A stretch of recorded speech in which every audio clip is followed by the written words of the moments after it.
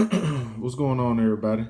Let's come back, do a quick video. I want to do a prediction video on Mikey Garcia, Robert Easter, and I want to do one on Dylan White, Joseph Parker. Hope everybody's doing good. Haven't been dropping any videos lately. Been really busy at work, but I'm gonna try to be more consistent here in the future. And shout out to the Fight Journal. If you're not subscribed to his channel, you need to subscribe to his channel. Great guy. Always looking out for other people, man. Really nice guy. If you can't, go subscribe to his channel, The Fight Journal. What up, Fight Journal? All right, first of all, we got Robert Easter, Mikey Garcia. Robert Easter has all the intangibles, I think, to win that fight. Will he win that fight? I don't think so. If he used his height, his reach, and distance well, I think he could beat Mikey Garcia by establishing his jab and keeping Mikey Garcia out away, at distance, not letting him get inside. Robert Easter tends to like the trade, and he makes fights a lot harder than they should be. I know the Comey fight should have been an easy fight. His last 3 fights have been close. I think he should have won the Fortuna fight. Was a tough fight, which I think should have been an easy fight. He tends to make fights a lot harder because he likes to get caught up in trading. Now he's with Kevin Cunningham, so that may change things a little bit if he listens to Kevin Cunningham.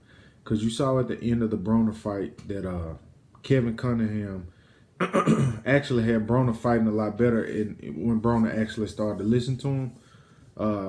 But at the beginning of the fight, Broner wasn't listening to Cunningham. So he kind of was doing his usual Adrian Broner, not letting his hands go. Towards the middle of the fight, seems like he started to listen to Cunningham. He started to let his hands go. Made the fight close. I still thought he lost the fight, but you can see the effects of Cunningham yelling and screaming at him. Eventually, he got through to him, and AB started to let his hands go. If Robert Easter can come out early, establish his jab, keep Mikey Garcia at bay with his reach, and pop shot Mikey Garcia, I think he's got a shot to win the fight. Do I think he will? No.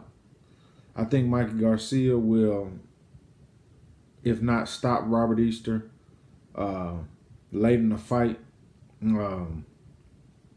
he'll probably win on points. Mikey's more of a counterpuncher to me. I say slow-footed to me. So Robert Easter has a lot of advantages, but I think Mikey Garcia will probably be patient and eventually either stop Robert Easter late in the fight or, like I said, win on points. I'm hoping Robert Easter wins the fight. I do feel like Mikey Garcia has taken the easy road to me. I don't think he wants to fight Lomachenko. He's talking about now fighting Errol Spence. If anybody saw the weigh-in today, if you saw Mikey Garcia's body, I didn't see not even any form of an ab anywhere in his abdominal area. I believe Errol Spence will completely destroy Mikey Garcia. I don't even know why Mikey Garcia is talking about that. I honestly think Mikey Garcia is too big. I think he's really draining himself down to get to 140. But at 147, he looks kind of flabby. If you can see in the Adrian Broner fight, he looked kind of flabby. So, to me, he's kind of in between a rock and a hard place. I don't think he wants to go up to 147 and fight the killers up there. 135, I think he really, really, really is draining himself down to get to 135 because he looked really drained to me today. He didn't even stay for the post-fight interviews. I mean, not the post-fight, the post weigh-in interviews. He just left. And Robert Garcia said he went back to the hotel room to eat. So he's probably starving himself to make 140. And that's maybe where the conversations about moving up to 147 come from. But I'm picking Mikey Garcia in a late stoppage. But I would like to see Robert Easter use his intangibles and actually listen to Kevin Cunningham, use his jab, use distance, and I think he can win the fight. Though I think he will. No. Moving on from that, later on in the that'll be early in the daytime. We'll get Joseph Parker versus Dillian White. Eddie Hearn is taking Dillian White places that I'm not sure I ever thought he would go. Me watching Dillian White early on in his career, him being a former kickboxer, you can see he's gotten a lot better. In the Brown fight, even though Lucas Brown was pretty bad out of weight, overweight, he looked out of shape. He didn't look good to me at all. But Dillian White's jab looked really good, even though he was fighting I won't say a punching bag because it's a heavyweight division. One punch can change your life or change a fight. But I do think Dillian White is improving. Is he improved enough to beat Joseph Parker? I don't think so. I do think Joseph Parker is going to use movement. I think he has the ability to fight inside and outside and use movement at the same time. I think Dillian White is going to struggle with Joseph Parker because of the movement. Now, Dillian White could get lucky and land one big punch, but he's not going to be fighting a punching bag as in like Lucas Brown. It's going to be a lot better opponent in front of him, and I think punches will be coming back. Joseph Parker, to me, I thought he fought a really good fight in the Anthony Joshua fight. I just don't think he let his hands go enough. But the referee did break the action up a lot. Joseph Parker's game plan was to get inside, attack the body, and use movement. He didn't really want to let Joshua establish, a jab or anything like that. So he kind of used the jab to Joshua's body and inside fighting, but the referee kept breaking him up. This fight, I think it'll probably be a little bit different. I'm not sure he'll stay on the inside as much. I think he'll come in, throw some combinations, and then get back out, use movement. I think he will tire Dillian White out, and I do think he may stop Dillian White later on in the fight. One thing I see that Dillian White is trying to do, he is actually, he's trying to play mind games with Joseph Parker. He patted him on the face at the press conference.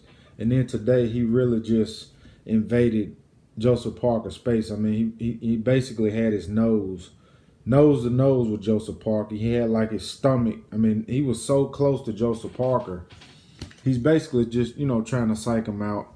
But come tomorrow night, I don't think there'll be any psyching out. I do think Joseph Parker is a better fighter than he showed in the Anthony Joshua fight. I do have questions about his power though, because I'm an Andy Ruiz fan, and in my eyes, I thought Andy Ruiz at least got a draw in that fight, but he was fighting in I think it was in New Zealand, so it's gonna be kind of hard to go in there and get a draw in someone else's backyard. But in that fight, I think I'm gonna take Joseph Parker. I think I'm gonna take Joseph Parker, and I think I'm going to take him by a late stoppage for Joseph Parker against Dillian White. But Dillian White has came a lot farther than I thought he would ever go. After watching him in the fight with AJ, which early on he fought really good, but he got caught, and he got caught with a monstrous uppercut, and he got dropped. I do think I did want to see Dillian White fight Deontay Wilder. I don't know why that fight never happened, because, I think Wilder will win that fight. But I do think Wilder should have took that fight and made it a little easy. I think it may have been $5 or $7 million. Why not fight Dillian White for $7 million or $5 million? Or fight Dominic Breazeale, who Anthony Joshua, destroyed. I do think Dillian White gave AJ a tougher fight. I do think that would have been easy money for Deontay Wilder. Not sure why he didn't take that fight. One more thing I wanted to get into is I've heard a lot of conversation on YouTube in the YTBC or YouTube boxing about Eddie Hearn and DAZN. My feeling on it is, if you're a boxing fan, why would you not want DAZN to succeed? I hear a lot of conversation going back and forth between the two different groups. And back when PBC launched, one side of the table was hoping Al Heyman failed, and the other side of the table was saying, "Well, why do you want him to fail? If you're a boxing fan, we all win. We all get to see. If DAZN wins, we all get to see 32 fights. We get to see the World Series of Boxing. We get to see. I'm not a big MMA guy, but you get Bellator. It'll basically be Netflix online for boxing. I think that's great for the sport. That's great for all of us true boxing fans. I'm not a fan of just PBC or Top Rank or Golden Boy, or I like all boxing. So if Eddie Hearn succeeds, we all succeed. I don't understand what the big problem is. And I know people have agendas, and a lot of this basically to me comes down to just getting views and subscribers. I think if you push an agenda, if it could be both ways. I'm not just speaking from one side. I'm speaking to both sides. If you have an agenda and a fan base and you push an agenda, you have to stick to it. So all the people that were saying Eddie Hearn's a racist and all of this stuff, they got to stick to it. There's no coming back from that. But if you're a real boxing fan, you should want DAZN to succeed. I do. Just like I want all the other promoters to succeed, because at the end we all see more boxing. And if you're not for that, I really don't consider you a boxing fan. I really don't, because you're not for the betterment of boxing. You're not for guys getting paid.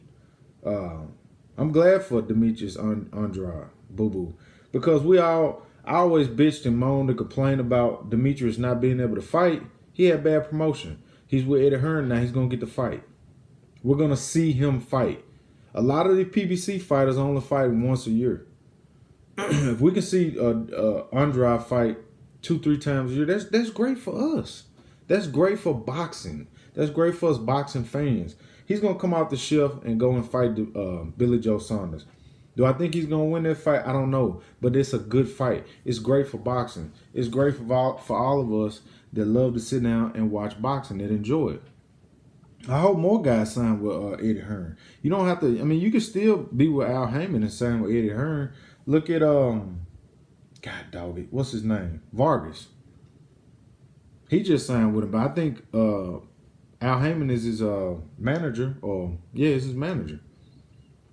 So, I just think it's good for boxing. I don't like to hear I'm not with the whole race thing. I don't really play on that, because people say Eddie Hearn is robbing Anthony Joshua. Didn't Anthony Joshua just sign $100 million, three-year, $100 million contract with Eddie Hearn? Explain to me how in the hell he's getting robbed. What you guys saying has no logic, man. It has zero logic. Zero logic. Zero logic. But like I said, I'm for Al Heyman. I'm for Eddie Hearn. I'm for Lou DiBella. I'm for whoever you say, whatever name you can say. I'm for them to succeed, because we all succeed. So, on that note, I just want to drop a quick live. And other than that, if you can, like, subscribe. I'm going to try to drop a couple more videos today. Probably going to try to do some post fights tomorrow. And I hope everybody has a blessed evening, man. It's good to talk to y'all. Peace.